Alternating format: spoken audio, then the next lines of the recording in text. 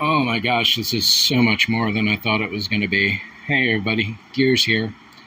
And doing all my research on painting cars, I came across a lot of videos that'll start with a title will have painting your car with a small compressor. And then they'll go start talking about it and they'll be like, yeah, if you got a 60, 70 gallon compressor, you're going to have trouble. Huh.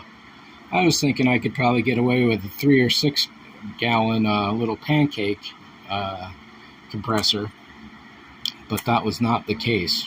That is to say, I found one video where one professional had been pestered about that, and he was finally like, okay, went into his garage, pulled out a 3 gallon little pancake compressor, and he shot one small panel of the car, and afterwards he was like, yeah, it's not so bad.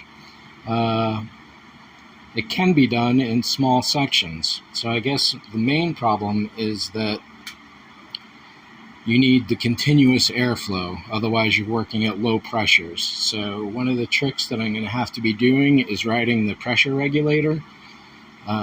Just because when you have the airbrush closed, it'll say now 30 psi. As soon as you hit that trigger, it'll drop to 22 or 20. So at that point, you have to compensate by increasing the pressure. The other big factor is cubic feet per minute. So while this thing does 135 psi, and I'll be only using 20, 30 psi, generally speaking, it has 4 cubic feet per minute at 90 psi. So presumably that means it'll have higher cubic feet at a lower psi, but I'm not sure.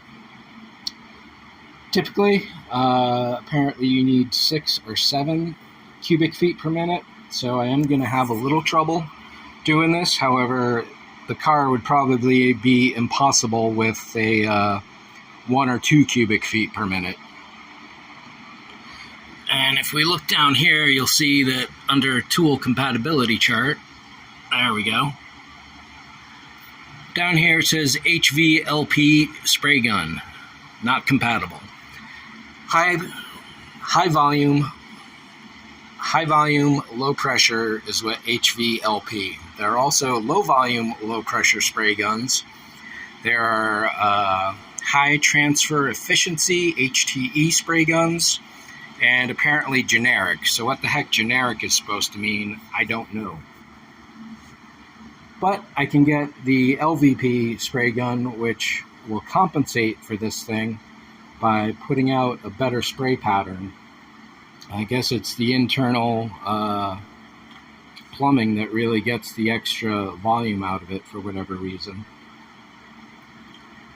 So luckily I got this on sale at Harbor Freight. It was $50 off. I was looking at spending maybe $150. I got this for $200 in tax, $220 maybe, somewhere in there. And as soon as I finish with it, I'm going to throw it on Craigslist, because this is nothing I can possibly have any use for otherwise in my personal regime of hobbyist work. I got a nice little compressor over here. This is great for airbrushes, but something like this is beyond, just beyond. I think this little guy here is a 1 gallon tank, and that's more than enough. And it's very quiet. This thing is going to be a bit louder. So yeah, F&A is what they say. I've been doing a lot of YouTube research, looking at, the airbrushes, the compressors, the situation you're in as far as painting goes. For a little while, well, it was always my intent to buy a tent from the beginning, and then over the last few weeks I've been thinking, well, maybe I don't really need a tent. I can get away without it because I'm working in small areas. Of course, you're still going to get things falling into the paint no matter what. The wind, which currently at this very moment is relatively still at most altitudes, it'll still come out of nowhere. And I can't have that happening because this paint costs so much money. And speaking of the paint itself, it's all right in there, waiting to be used.